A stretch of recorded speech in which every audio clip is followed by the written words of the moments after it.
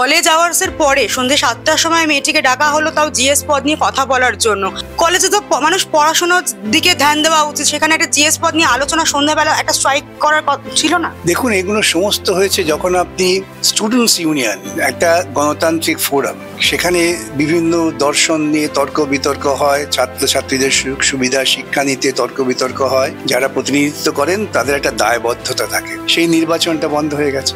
এই নির্বাচন বন্ধ হলে পরে তখন কি হয়, তখন কিছু কিছু লোককে, আমি পছন্দসই লোককে তার উপর ভরসা করে কাজ করি, তাই সে মাস্তান, সে নিয়ন্ত্রক, সে সন্ধ্যেবেলা যাবে কি সকালবেলা যাবে সে ঠিক করবে। কার দায়বদ্ধতা আছে? আজকে যেখানে যেখানে এই গণতান্ত্রিক প্রক্রিয়ার নির্বাচন বন্ধ করা হয়েছে সব জায়গায় এই ধরনের গুন্ডামি মাথা ছাড়া দিয়েছে। সে কোঅপারেটিভ বলুন, ট্রেড ইউনিয়ন বলুন, সব জায়গায় এই গুন্ডামি করার পরিণতি হচ্ছে কি স্বৈরাচারী মনোবৃত্তি বৃদ্ধি পাচ্ছে, এবং যারা শাসনে আছেন, শুধুমাত্র সরকারি শাসন না, এই কোম্পানির মালিকের সুবিধা হয়ে গেল, কোঅপারেটিভের দুর্নীতি হচ্ছে, সেই দুর্নীতিটা অনেক বেশি প্রাণ পেয়ে গেল। এই কাজটা তৃণমূল কংগ্রেস করছে। এমন সময় ঘটনাটা ঘটলো যখন মুখ্যমন্ত্রী দীঘায় ব্যস্ত, এখান থেকে কলকাতার অনেক পুলিশই ওখানে গেছে, শাসক নেতা মন্ত্রীরাও ওখানে। এটা কি মানে ঝোঁক বুঝে, মানে সুযোগ খুঁজে করা হলো?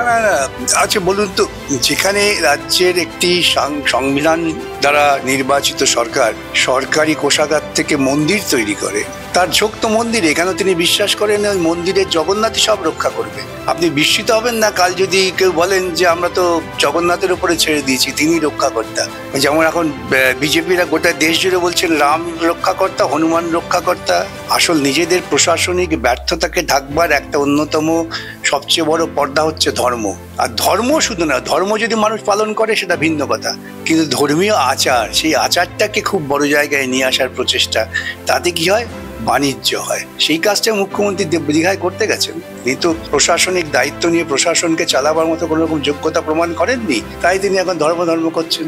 হবু আইনজীবীরা যদি এরকম ঘটনা ঘটেন তাহলে মানুষ বিচার চাইবে কার কাছে? না, এরা আইনজীবী নন, এরা আইনজীবী হতে পারবেন না। এরা মনে করছেন যে আইনকে ব্যবহার করে সরকারি ক্ষমতা আছে, সরকারি প্যানেলে গিয়ে আমি কিছু উপার্জন করতে পারবো, আর ভয় দেখিয়ে, অন্য দলের উকিল দিয়ে ভয় দেখিয়ে, ক্রিমিনাল কেস হলে অ্যাকিউজদের ভয় দেখিয়ে তাদের থেকে পয়সা নেবে, এছাড়া অন্য কিছু না। গ্রেফতার তো করা হলো, শাস্তি কতটা হবে? মানে আমরা এসব বললে হয়তো ওরা সজাগ হয়ে যায়, কিছুই হবে না। এর কয়েকদিন পরে এই তত্ত্ব চালিয়ে দেওয়া হবে যে ওই মেয়েটি এবং ছেলেটি, তাদের মধ্যে ভুল বোঝাবুঝি হয়েছে, তাই এসব হয়েছে। ইতিমধ্যে ভয় দেখিয়ে মেয়েটি এবং তার পরিবারকে বাধ্য করবে ওদের সুরে কথা বলতে, এবং তারা তখন তাদের ভবিষ্যৎ নিরাপত্তার জন্য চুপচাপ মেনে দেবে। এটা বহু জায়গায় হয়েছে, এটাও হবে। যে কোনো ঘটনা ঘটার পরে মুখ্যমন্ত্রী সেখানে না গেলে ক্ষতিপূরণের ব্যবস্থা থাকে। সেখানে হুমায়ুন কবির ডেবরার বিধায়ক, তিনি সম্প্রতি দেখলাম তামান্না খাতুনের বাড়িতে গেলেন, তার মাকে টাকা অফার করলেন। এই একটা কুপ্রথা চালু করেছেন রাজ্যের মুখ্যমন্ত্রী। প্রশাসনিক ব্যর্থতায়, রাজনৈতিক দলের ব্যর্থতায় কেউ মারা গেলে পরেই তার টাকা দিয়ে সাক্ষী কিনে নেওয়া, এটা কিন্তু সাক্ষী কিনে নেওয়ার একটা প্রবণতা। কয়েকজন প্রত্যাহার করেছেন, তাদের মেরুদণ্ড আছে, তারা লড়াই করছেন। আনিস খানের বাবা দেখলাম প্রত্যাহার করেছেন, তখন গিয়েছিলাম এখানে। অভয়ার মা বাবা প্রত্যাহার করেছেন, তামান্নার মা প্রত্যাহার করলেন।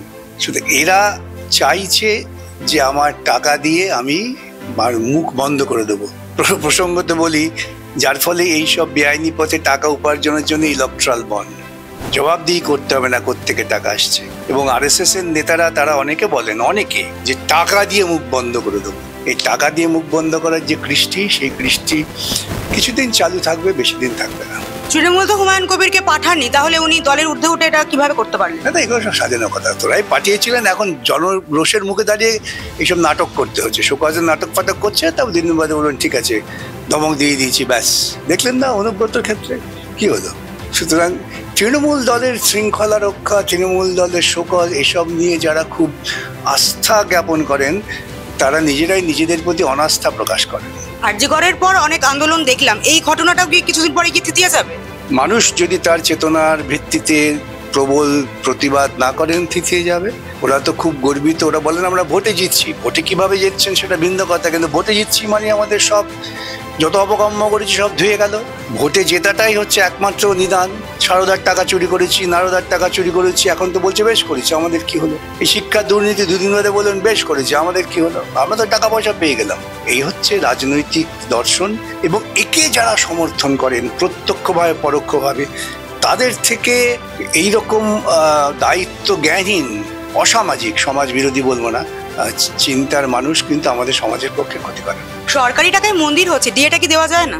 দেবে না তো। এই রাজ্যের সরকার মানুষের ন্যায্য যে প্রাপ্তি, সেই প্রাপ্তির জন্য কোনো উদ্যোগ নেবে না, কিন্তু মানুষকে মোহগ্রস্ত করে রাখার জন্য বিভিন্ন তথাকথিত প্রকল্প চালু করবেন, যে প্রকল্পগুলো সামন্ততান্ত্রিক দৃষ্টিভঙ্গি দ্বারা লালিত পালিত। আপনারা ভেবে দেখেছেন, কখনো বিশ্লেষণ করেছেন কন্যাশ্রী প্রকল্প হয়েছে কিন্তু আমাদের এখানে নাবালিকা বিয়ে বেড়ে গেছে? এটা কখনো বিশ্লেষণ করেছেন যে পশ্চিমবঙ্গ থেকে নাবালিকা মেয়ে কত পাচার হচ্ছে, ট্রাফিকিং হচ্ছে? ক্রমশ মাধ্যমিক স্তরে ছাত্রছাত্রীর সংখ্যা কমছে। একটা সময় পশ্চিমবঙ্গের গর্ব ছিল যে ছাত্রদের থেকেও ছাত্রীর সংখ্যা বেশি। তাহলে কন্যাশ্রী, রূপশ্রী এর পরিণতি কি দাঁড়ালো? একটা সামাজিক মূল্যায়ন হবে না? এর পরিণতি হচ্ছে মেয়েরা বাজারে চলে যাচ্ছে, আর আমাদের মুখ্যমন্ত্রী উদ্বাহু নৃত্য করছেন জগন্নাথ হয়ে। যদি শিক্ষা প্রতিষ্ঠানে মেয়েদের গণধর্ষিতা হতে হয়, তাহলে কি এবার রাজ্যের বাইরে গিয়ে মানে পরিচয় স্টুডেন্ট হয়ে যেতে হবে সবাইকে? এই রাজ্যের পড়াতে ভরসা পাচ্ছে না বাবা মায়েরা। তাই তো আমার রাজ্যে যারা একটু ভালো লেখাপড়া করছে, যাদের বাপ মার একটু সামর্থ্য আছে, তাদের বাইরে পাঠিয়ে দিচ্ছে। ব্রেন ড্রেন হচ্ছে। এইরকম একটা চূড়ান্ত বিশৃঙ্খলা, বিশেষ করে শিক্ষা ব্যবস্থা, এইরকম চূড়ান্ত বিশৃঙ্খলা কেউ দুঃস্বপ্নেও ভাবেনি, কিন্তু যেটা বাস্তবায়িত করলেন এই রাজ্যের সরকার। এবং আমি সবসময় আমাদের নিন্দা করি যে আমরা কিন্তু যেভাবেই হোক, ভয়ে হোক, ভক্তিতে হোক, ভ্রান্তিতে হোক ভোট দিচ্ছি, কখন একবার ভেবে দেখছি না কেন দিচ্ছি, কাকে দিচ্ছি। শিক্ষকরা পথে, আর শিক্ষা প্রতিষ্ঠানেও এখন নিরাপত্তাহীনতা, একটা মেয়েদের তো সুরক্ষা নেই। কোন দিকে পরিস্থিতি যাচ্ছে? চূড়ান্ত নৈরাজ্য, গুন্ডারা নিয়ন্ত্রণ করছে, এবং আগামী দিনে দেখবেন গুন্ডারাই নিয়ন্ত্রণ। আপনাকে বাড়িতে ঢুকে দর্শন করে বলবে কোনো কথা বলবেন না, কথা বললে লাশ ফেলে দেবো। আপনিও তখন বিভিন্ন চাপে চুপচাপ মেনে নেবেন। কিন্তু হাসপাতাল এখন আইন কলেজ, এবং এটা তো প্রাণিত করবে বিভিন্ন জায়গায়। আমি তো বলছি এরপর ধর্ষণ হয়তো নবান্নে ঢুকে যাবে, কেউ কিছু বলবে না, বলবে এটাই তো রীতি। সেই রীতি তৈরি করছেন ওরা।